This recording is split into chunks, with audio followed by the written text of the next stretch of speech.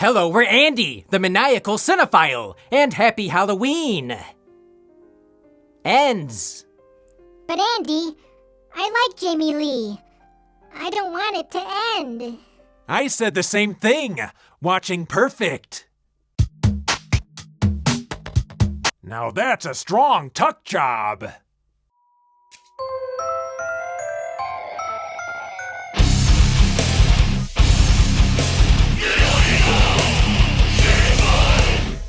Today's video is sponsored by In Search of Darkness Part 3, a doc so nice, they've done it thrice. This 5-hour documentary explores a time when horror filmmaking exploded thanks to cable TV and the home video boom. Packed with film clips and interviews with horror icons, this 80s era documentary dives into 79 impactful and controversial films of the decade. The campaign ends at midnight on Halloween, so get your Blu-ray and bonuses now. If you love 80s horror like I do, then I know you'll love this deep dive into the decade. Use the referral link in the description and pinned comment below. Thanks for supporting 80s horror and us. Now, back to the video. Halloween Ends, directed by David Gordon Green and written by Green and Danny McBride, is the 13th Halloween movie and the final film in the H40 trilogy that disregards previous sequels. Green originally pitched this reboot as 2 movies shot back to back, but instead, we ended up with a trilogy. I believe these movies were all going to take place on the same night, but due to COVID, the finale is set 4 years later. What the hell has Michael been doing? Finally working as a mechanic? The last entry, Halloween Kills, was divisive. Besides for Michael going on an epic killing spree, it felt like the movie was jogging in place, holding off on the final showdown. Evil dies tonight, my ass! Who lives? Who dies? Is Michael supernatural? Is he a silver shamrock robot? Will there be a satisfying conclusion? Will Michael ever treat his asthma? So let's see if Halloween ends. For now. 4 years after her last encounter with Michael Myers, Laurie Strode is living with her granddaughter and trying to finish her memoir. Laurie Strode, Adventures in Babysitting. Myers hasn't been seen since, and Laurie finally decides to liberate herself from fear and embrace life. No, stop it! However, when a young man stands accused of murdering a boy that he was babysitting, it ignites a cascade of violence and terror that forces Laurie to confront the evil she can't control. The Halloween fan base. According to Green, Michael is a wounded animal that has crawled into a cave to die. Hiding in the sewer, his rotting mask is now covered in mold. No wonder he has trouble breathing. The opening and first half of the movie is actually pretty good. I liked where the plot was going. It was full of character development. However, by the end, this subplot sets something up that goes nowhere. I wasn't expecting to be chuckling at the end. There's a reason the word funeral starts with fun. James Jude Courtney returns as this trilogy's Michael Myers, and once again, he does a great job with the little screen time he's given. Sadly, it's his turn to be sidelined. Myers doesn't wheeze his way on screen until the 40-minute mark. This isn't the Michael we know. He's not the beast we saw in Halloween Kills. He's very much a wounded animal that maybe has one last hunt in him. It's the producers beating a dead horse. At the beginning of this trilogy, Laurie had been preparing for Michael Myers for 40 years. He was on her mind every day. After Michael kills Laurie's daughter Karen, you'd think Laurie would be hell-bent on revenge. Instead, Laurie has moved on. It's okay, Laurie. We didn't like Karen either. Laurie appears happy, almost like the past never happened. She has said goodbye to the boogeyman until Michael returns. Again. At least she's not in a hospital bed the entire movie. Laurie now lives with her granddaughter Allison. They look after one another, although Allison admits her grandmother's hysteria got her parents and friends killed. It was hysterical! This new trilogy really could have set Allison up as the next Laurie. Instead, Allison is the monkey in the middle between Laurie and her new boyfriend, Corey Cunningham. I never thought the ending of Laurie and Michael's journey would focus so much on a new, last-minute character. Corey Cunningham is similar to a young Laurie in the first movie. He's a bright, good kid. If there's beer in the fridge, he chooses a chocolate milk. However, like Laurie, a babysitting gig ruins his life. A Halloween trick accidentally kills a kid. Score! Free candy!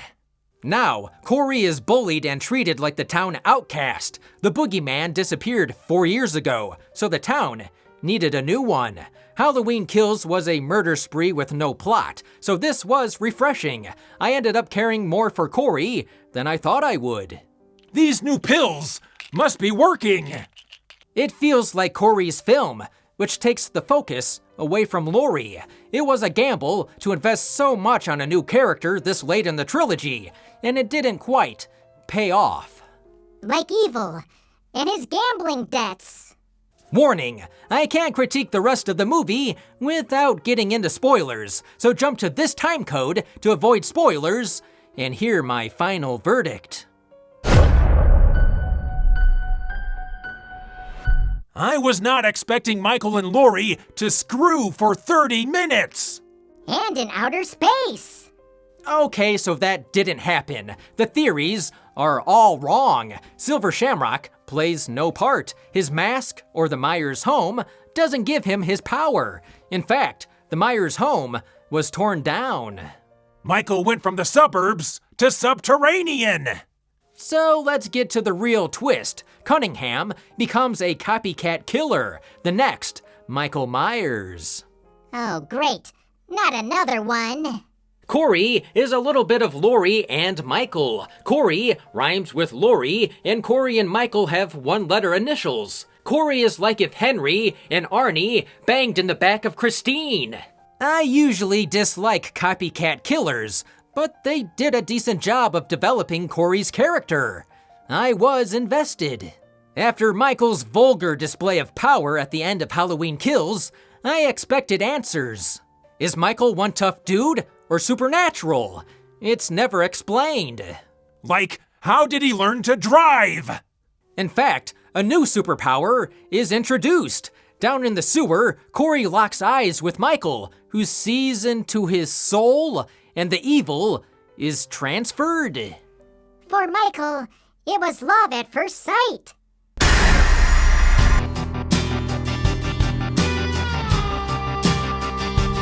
Now his sidekick, Corey brings victims to Michael, which gives him strength. So then Corey and Michael kill together. Then Corey wrestles Michael's mask from him, declaring himself the new shape, and violently murders his bullies.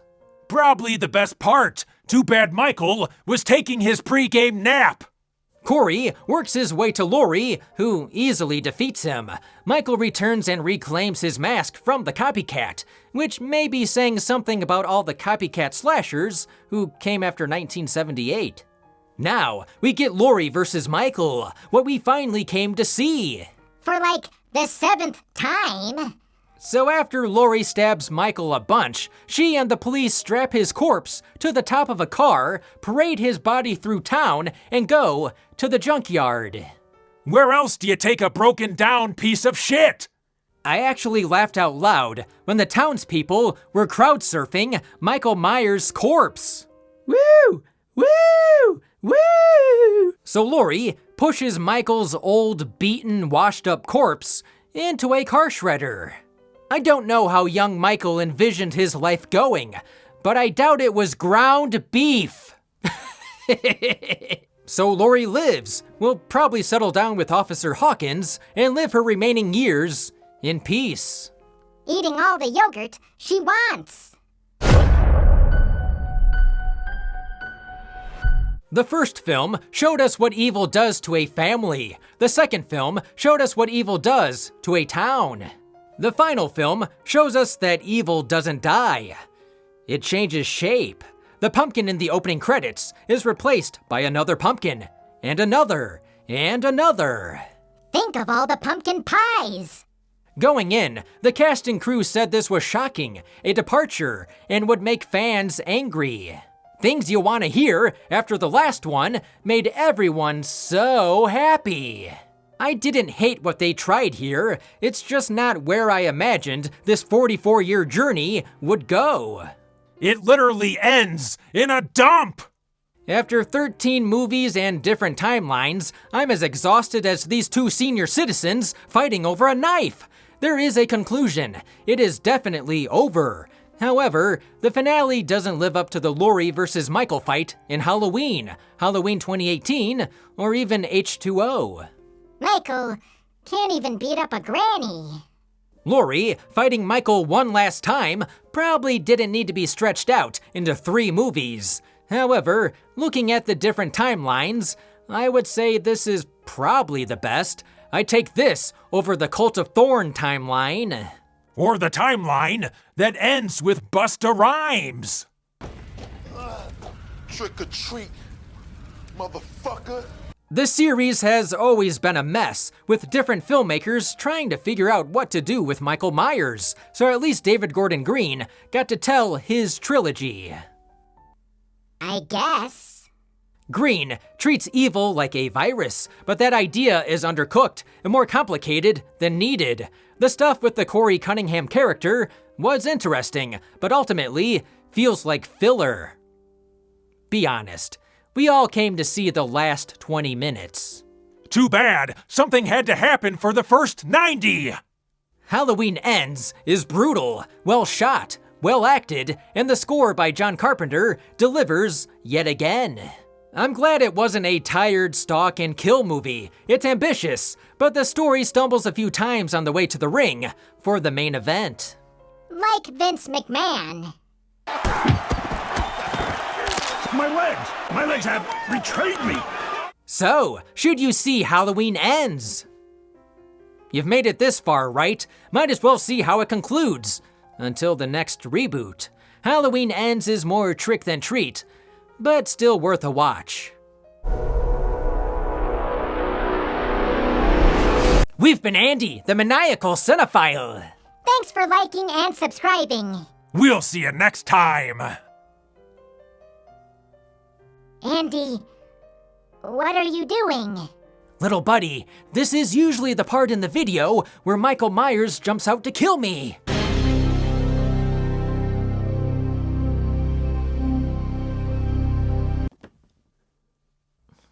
Huh. I guess this really is the end. Oh, it's not over. Now, you have to rank all 13 movies! No!